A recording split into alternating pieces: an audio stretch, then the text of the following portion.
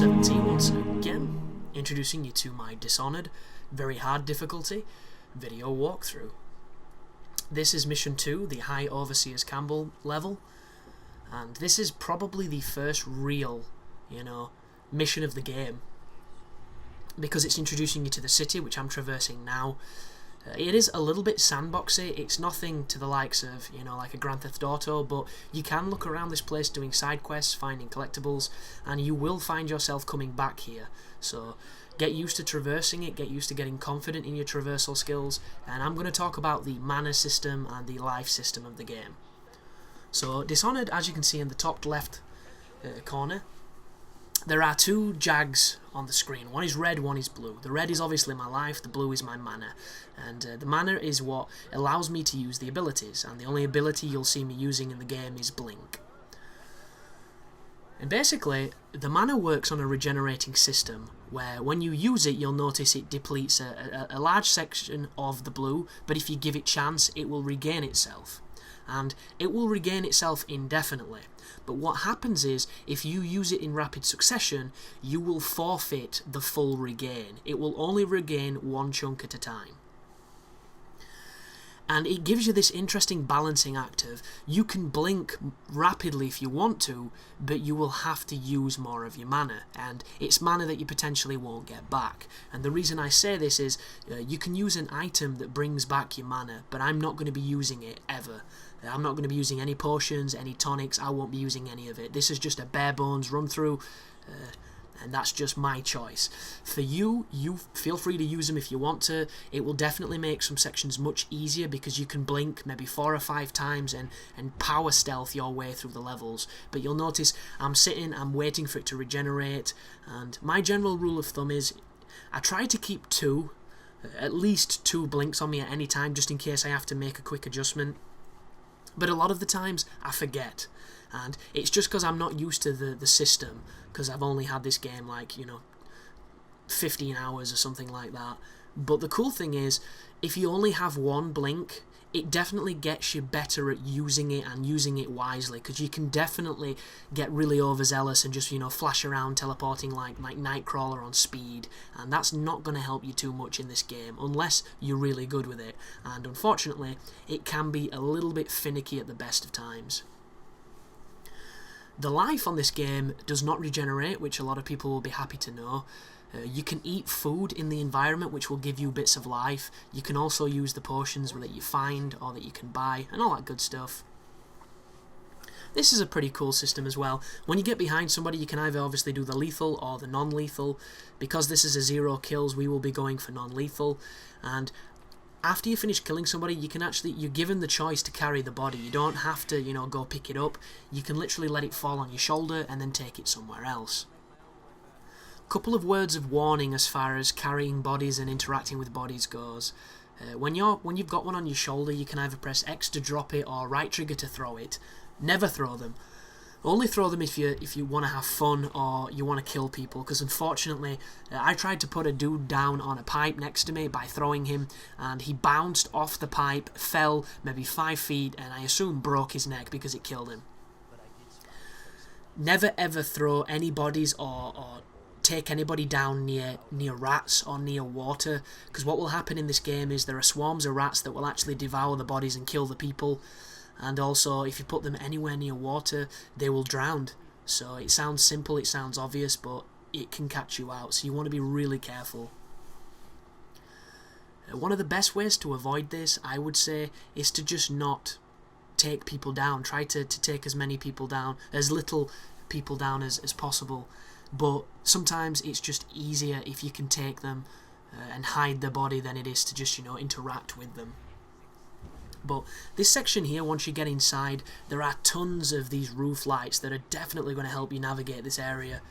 And what we're doing here is we're going to be moving into the archives, because do you see how on the screen it says branding instructions 32 meters? That's what you're going to need to know to be able to do the non-lethal assassination of this target.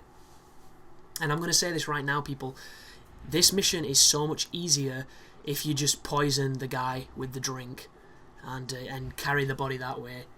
It's really easy that way. you can poison the guy, knock the other guy out, and then leave, and it's much quicker. But this non-lethal alternative method is pretty unique, and you will actually get an achievement for doing all of the unique assassinations. And if you follow this walkthrough, fingers crossed, I should get you that as well.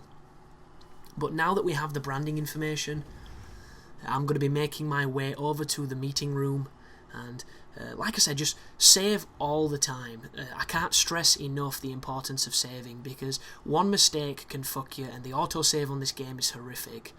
It really is. It can really put you in a bad spot.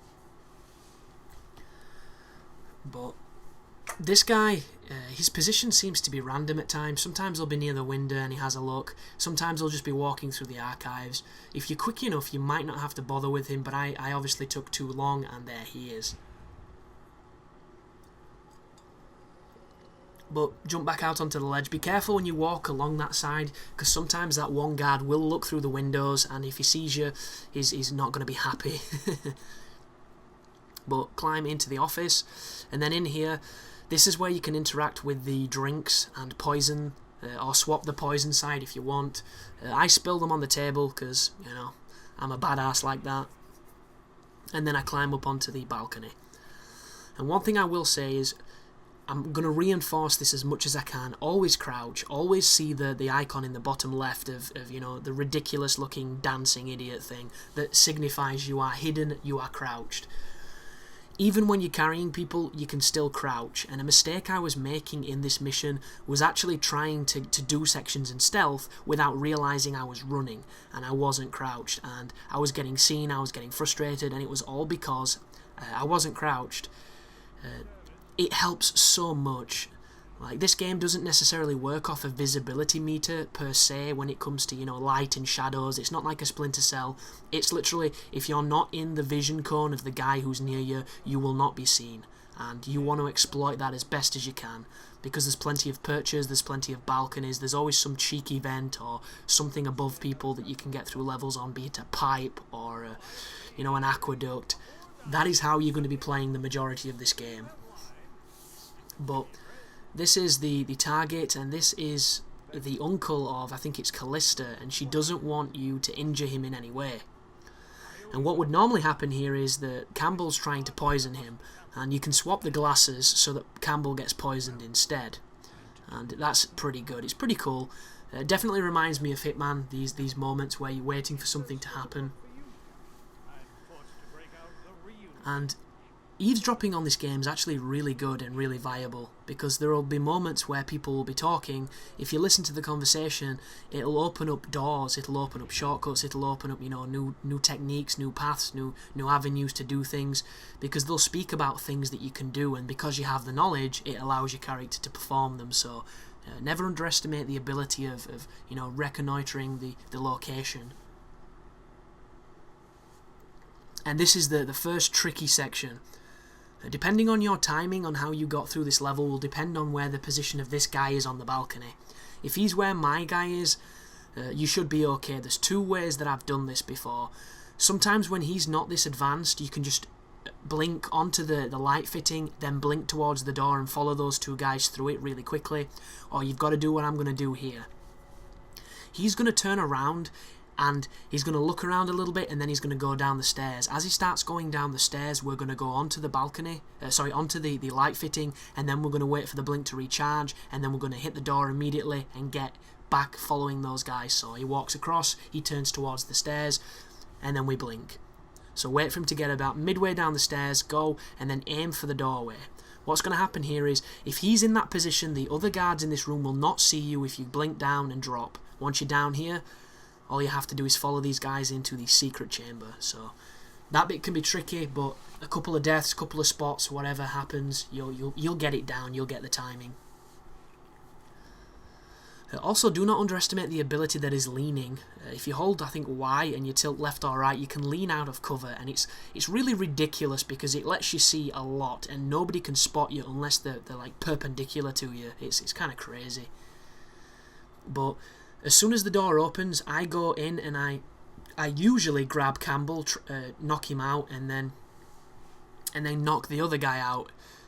but it doesn't work, so don't do that, guys. What you want to do is you want to wait for them both to get in this room.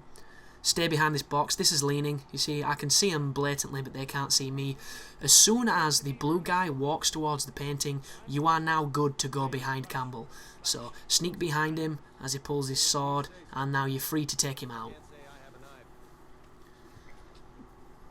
So once you've taken this dude out, the other guy is going to notice shit's kicking off. But on my game, he didn't react to me. He didn't respond. He just starts walking away.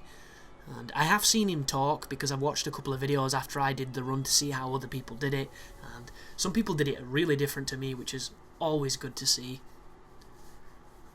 But pick up the body and immediately make sure you're crouching. The amount of times I've done this section and had lots of troubles because I wasn't crouched is ridiculous. This video is going to be kind of long as well, guys, because I'm keeping it all as one piece. That way it should hopefully help so you don't have to click around in frustration, because this mission pissed me off. It really did, because I did nothing wrong and I didn't get the rank. But as soon as he runs into that doorway, 2 soldiers will follow here. They're going to run towards him. As soon as they've both ran, it's your opportunity to move. So moving out here, there's a guard directly behind us here, coming through into that little area that we're in right now. Do you see him just there below the stairs? And up here, there's a guy on the right. You need to blink up onto that doorway as soon as you can, but it's a little bit finicky, so be careful, because if you don't blink correctly, he's going to spot you anyway. Once you're up here, make sure that you save, and then we're going to be carrying on across the tops of these lights, and we're going to be moving towards the interrogation room.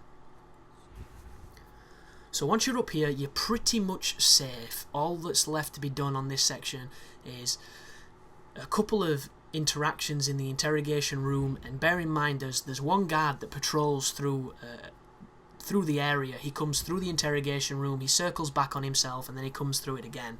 And he leaves you about a minute, 2 minutes maybe, to get stuff done in the room. And it's more than enough time to do it, so don't worry. But that little slit there that we're going towards, this is the interrogation room.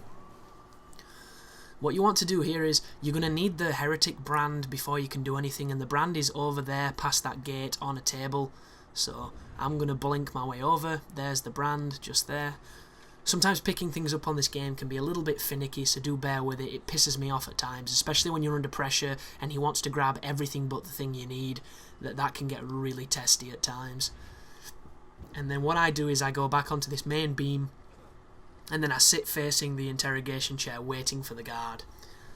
So all we're waiting for now is, we're waiting for him to make a circle from where my left hand is. He's going to go all the way around to past where the body's hanging. Under those lights you can see towards that gate. He's going to open the gate. He's then going to move forward, open the double doors, and as he proceeds into the next room, they will shut behind him. As soon as those doors there shut, you're going to drop down, dunk him in the chair, and brand him. There's the guard, there he is. Here comes his path. It's all about patience, this, guys. It's pattern memorization, it's patience, and it's testing theories. Stealth games are effectively puzzle games, and as soon as you know the puzzle, they can be very easy. The only problem is they can be extremely finicky, especially on the harder difficulties when the enemies are super alert. But there he is, drop down, drop him in the seat. This is always like a mini vignette where it puts you in a set position, so don't worry if you think you're in a rough spot, because everyone's in a rough spot here. And as soon as you come out of this, you're going to be facing the open doorway to the left. Run straight forward and hop out onto the balcony. You should never ever get spotted if you do that as quick as I just did, because the guards out there aren't facing the direction they need to be to see you. Once you're out on the balcony, the rest of this level is pretty simple. One thing you're going to notice when you play Dishonored is, after every mission you have to get back to Stuart on the boat, and it can take a while. It's not Stuart, why the fuck did I call him Stuart? He's Samuel on the boat, my bad. Long day, guys, I'm very tired. I'm trying to mellow myself down so I can go to bed, because I'm up early tomorrow going to a games convention in Manchester, so that should be pretty good. I'll definitely be updating you about what happens there. Fingers crossed I'll get to play some titles that aren't out yet and give you my opinions of them, but I have no idea what it could be like. For all I know, it could be 1,000 cabinets with Pac-Man on and a bunch of fat dudes in vests. But blink your way across to the door, hit the door, and it'll transition you into this area. The soldier on your left is part of a squad of people that are about to kill a bunch of innocents, I think. And if you wait, he will run down the stairs, and then from there you can just walk past him without being spotted, and then we can start climbing on air conditioning units and vents and get to the end of the level.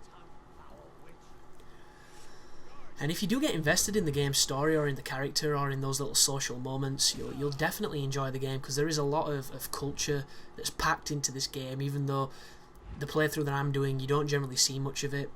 But it is cool, and there's a lot of detail. It's a really good game, guys. I can't stress enough how much... I think this developer, Arcane Studios or whatever they're called, the last thing they did was, I think, a co-op multiplayer Lord of the Rings themed game or something like that, and it didn't get very good reviews. So to come from that type of title and then make a new IP that's this quality, it proves that sometimes, you know, good people can get stuck in bad projects. But blink over here, climb up, and I'm going to be showing you a nice quick route to get back to Samuel so we can get to the end of the mission and you can get your precious, you know, ghost and shadow ticks and all the other stuff that we're going for. Word to the wise as well, rats on this game, some of them are friendly, some of them are not friendly.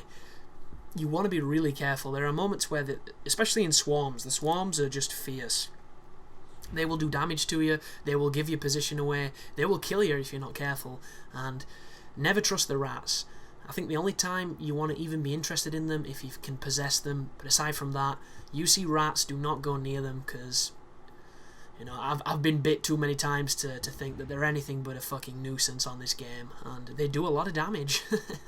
But climb down the chain, talk to good old Sammy. I thought maybe if I rotated the analog there I might descend faster, but all it did was, you know, make me dizzy. But another mission down, there's the guy you need, and there's the stats, 0 on everything this time. Chaos is low, and we have the ticks. Pretty challenging level if you get fucked like I did, but actually quite simple if everything goes to plan. So thanks for watching, and you take care now.